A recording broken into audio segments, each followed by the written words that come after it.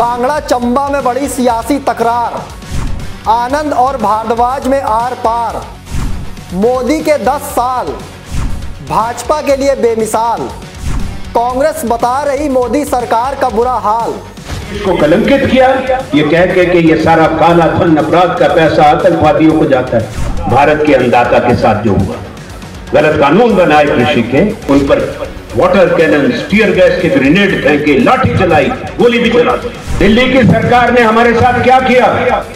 1 रुपया हमको राष्ट्रीय राहत आपदा कोष का नहीं दिया। जहां वो अपने 10 वर्षों का रिकॉर्ड बता रहे हैं, वहीं आने वाले 25 वर्षों में इस देश की क्या तस्वीर होगी, उसकी योजना भी जनमानस के बीच में लेकर जा रहा है। कांगड़ा चंबा लोकसभा से जीत कर दिल्ली जाएगा, तब मोदी जी बड़ी शान से तीसरी बार देखिए। कांगड़ा चंबा की जनता मोदी के कार्यों पर कितना भरोसा करती? कांगड़ा चंबा की जनता कांग्रेस के दावों और वादों पर कितना भरोसा करती? कांगड़ा चंबा की जनता क्या इस बार मोदी के सिपाही डॉक्टर राजीव भारद्वाज पर अपना भरोसा जताएगी या फिर कांग्रेस के आनंद शर्मा पर जीत की मोहर लगाएगी? ये तमाम सवाल खुद आनंद शर्मा और डॉक्टर राजीव भारद्वाज की जनसभाओं से निकल रहे हैं। नमस्कार दोस्तों, मैं हूं आपके साथ बालकृष्ण और आप देख रहे हैं समाचार first to the point. Kangra Chamba Lok Sabha क्षेत्र में अब मोदी बनाम मोदी हो चला है। सिर्फ कांगड़ा ही नहीं बल्कि चारों लोकसभा सीटों पर मोदी बनाम मोदी वाली परिस्थितियां पैदा हो गई हैं। वो कैसे है ये हम आपको बताते हैं। दरअसल लोकसभा चुनाव अंतिम चरण में पहुंचने वाला है और जिस तरह ठंडे प्रदेश हिमाचल में गर्मियां बढ़ रही हैं, उसी तरह अब कांगड़ा चंबा की धरती पर भी सियासी तापमान बढ़ता जा रहा है। जहां एक और भाजपा उम्मीदवार डॉक्टर राजीव भारद्वाज ने अपने प्रचार प्रसार को धार दे दी है, तो वहीं दूसरी ओर कांग्रेस के आनंद शर्मा भी अब प्रचार प्रसार में पीछे नहीं दिख रहे। भाजपा और कांग्रेस दोनों ही उम्मीदवारों के दौरे हर विधानसभा क्षेत्रों में तेज होते दिख रहे हैं। दोनों ही उम्मीदवार भले ही एक दूसरे पर वार पलटवार सीधे तौर पर ना कर रहे हैं, लेकिन एक मोदी सरकार के कार्यों को उपलब्धियों के रूप में गिनवा रहा है, तो वहीं दूसरा मोदी सरकार की उपलब्धियों को बेकार बता रहा है। भाजपा उम्मीदवार डॉक्टर राजीव भारद्वाज जहां आज कांगड़ा में थे, तो वहीं दूसरी ओर कांग्रेस उम्मीदवार आनंद शर्मा चंबा में जनसभा करते दिखे।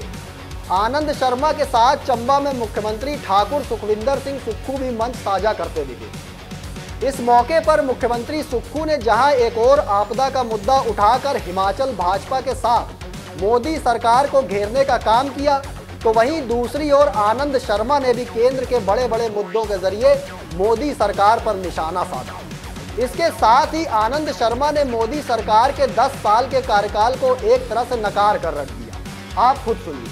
3 बात कहूंगा, याद रखना। जब वोट डालोगे, जिसको समय को ये कहते हैं अमृतकाल, 3 चीजें याद रखना। एक तो 8 नवंबर 2016 का तुगलकी फरमान मत भूलना, नोटबंदी का। 86% पैसा हिंदुस्तान के लोगों का रद्द कर दिया, देश को कलंकित किया ये कह के कि ये सारा काला धन अपराध का पैसा आतंकवादियों को जाता है। कहा था या नहीं कहा था? 43 दिन तक पूरे हिंदुस्तान के लोग बैंकों के बाहर कतारों में खड़े रहे, तो सरकार तय करती थी कितने लोग मर गए।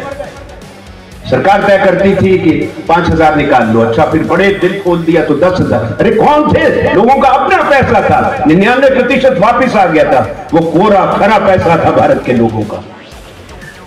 एक बार माफी मांगी नहीं, देश की अर्थव्यवस्था को चरमरा गई, कारोबार बंद हो गए, लाखों लोग बेकार हो गए, कोई परवाह नहीं।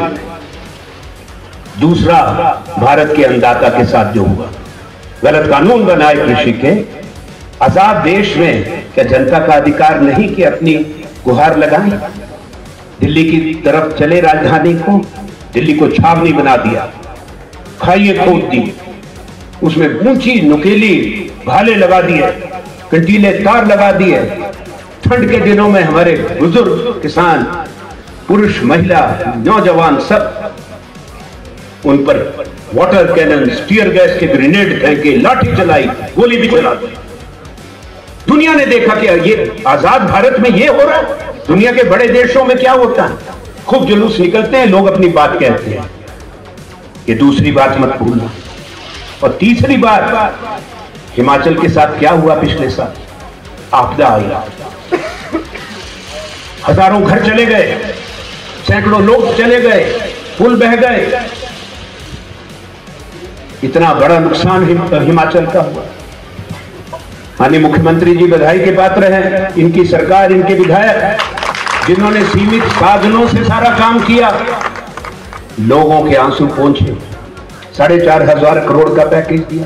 तो ये थे आनंद शर्मा, जिन्होंने अपने दावे और वादे तो बड़े किए, साथ ही मोदी सरकार के कार्यकाल को भी एक तरह से बेकार बताया। उधर कांगड़ा में जनसभा करने पहुंचे भाजपा के डॉक्टर राजीव भारद्वाज मोदी सरकार के कार्यों को जमकर भुनाते दिखे। उन्होंने एक बार फिर जनता से अपील की है कि आप मुझे कांगड़ा चंबा से जिताएंगे और तीसरी बार मोदी जी को प्रधानमंत्री बनाएंगे। इसके साथ ही डॉक्टर राजीव भारद्वाज मोदी सरकार के 10 साल के कार्यकाल को उपलब्धियों के रूप में बताने से नहीं चूक रहे। ऐसा वातावरण है पूरी लोकसभा में, मोदी जी के प्रति इतना विश्वास, मोदी जी के प्रति इतना जन समर्थन, मोदी जी के प्रति इतना स्नेह, ये मैं अपनी आंखों से देख कर आ रहा हूं, अपनी आंखों से देख कर आ रहा हूं। और हर कोई, समाज का हर वर्ग ये चाहता है कि मोदी जी फिर से इस देश के प्रधानमंत्री हो। इसके पीछे कारण है, बहुत बड़ा कारण है। इसके पीछे कारण है मोदी जी की विश्वसनीयता, इसके पीछे कारण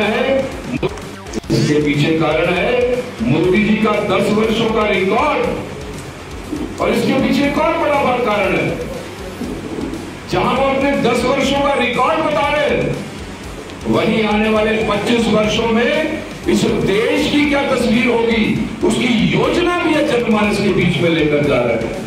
अब मोदी जी कैसे प्रधानमंत्री बनेंगे? चाहते तो आप सब है, तो मोदी जी प्रधानमंत्री कैसे बनेंगे? सीधा वोट तो आप डाल नहीं सकते, और लोकतंत्र की व्यवस्था है, मैजिक फिगर जो है वो 272 है, 272। जिस दल के 272 सांसद चुनकर दिल्ली जाएंगे, उस दल का प्रधानमंत्री बनेगा। यही व्यवस्था है ना। कांगड़ा चंबा लोकसभा से जीतकर दिल्ली जाएगा, तब मोदी जी बड़ी शान से तीसरी बार इस देश के, बड़ी शान से इस देश के। आपने भाजपा और कांग्रेस दोनों ही उम्मीदवारों को सुन लिया और समझा कि दोनों उम्मीदवार किस प्रकार से अपनी जनसभाओं में किन मुद्दों को तरजीह दे रहे हैं। ऐसे में देखने वाली बात यह होगी कि कांगड़ा चंबा की जनता आनंद या राजीव किसके दावों और वादों पर भरोसा करती है। देखना यह भी होगा कि क्या जनता मोदी के नाम पर वोट देकर भाजपा के डॉक्टर राजीव भारद्वाज को दिल्ली की संसद में पहुंचाती है, या फिर कांग्रेस के आनंद शर्मा को दिल्ली की कुर्सी पर बैठाती है। दोस्तों, फिलहाल मुझे दीजिए इजाजत, फिर मिलेंगे एक और स्पेशल रिपोर्ट लेकर। लेकिन कमेंट बॉक्स में आप अपनी राय देना ना भूलिएगा। धन्यवाद।